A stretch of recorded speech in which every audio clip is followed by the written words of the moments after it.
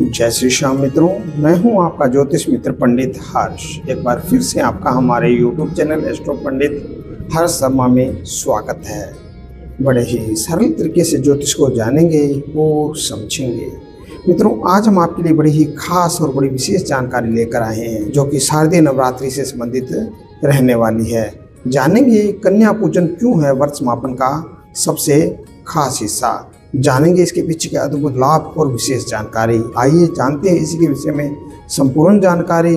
कन्या पूजन क्यों है वर्ष समापन का सबसे खास हिस्सा, आइए जानें। मित्रों, नवरात्रि कन्या पूजन 2025 हिंदू धर्म में नवरात्रि का बहुत महत्व माना जाता है। 9 दिनों तक देवी दुर्गा के विभिन्न स्वरूपों की पूजा करने के बाद कन्या पूजन के साथ व्रत का समापन किया जाता है।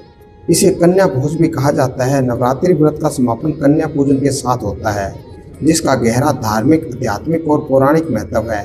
कई लोग अष्टमी को कन्या पूजन करते हैं। आइए इस दौरान कन्या पूजन के महत्व और इसे क्यों किया जाता है इसके बारे में समझते हैं। कन्या पूजन का धार्मिक महत्व। शास्त्रों में कहा गया है कि कन्याएं देवी का साक्षात स्वरूप है। देवी दुर्गा को प्रसन्न करने के लिए 2 से 10 वर्ष तक की कन्याओं को देवी मानकर उनकी पूजा करना और उन्हें भोजन कराना शुभ माना जाता है। कन्या पूजन देवी सिद्धिदात्री की पूजा से जुड़ा हुआ है, जिनकी पूजा नवरात्रि के अंतिम दिन की जाती है। कन्या पूजन की पौराणिक मान्यता। देवी भागवत पुराण के अनुसार जब देवताओं ने देवी दुर्गा से राक्षसों का नाश करने का अनुरोध किया तो देवी ने कहा कि कन्याओं के रूप में उनकी पूजा करने से ही शक्ति प्राप्त होती है। महिषासुर के वध के बाद देवताओं ने कन्याओं की पूजा करके देवी दुर्गा का आभार व्यक्त किया। तब से कन्या पूजन के साथ नवरात्रि व्रत के समापन की परंपरा चली आ रही है। मित्रों, अब जानते हैं आध्यात्मिक दृष्टिकोण।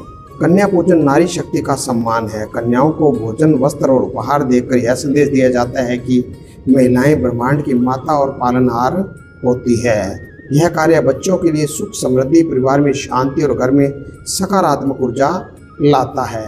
कन्या पूजन की विधि इस प्रकार से। अपने घर में 7, 9 या 11 आमंत्रित कन्याओं को स्नान कराएं या उनके पैर धोएं और उन्हें आसन पर बिठाएं। उनके पैर धोने के बाद में आचमन करें और तिलक लगाएं। उन्हें पूरी, चना और हलवा खिलाएं। कन्याओं को दक्षिणा, उपहार और लाल चुनरी भेंट करें। अंत में उनके चरण स्पर्श करें और उनका आशीर्वाद लें।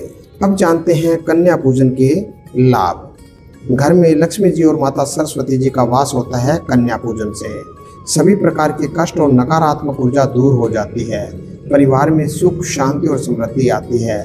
नवरात्रि व्रत का पूर्ण फल प्राप्त होता है कन्या पूजन से।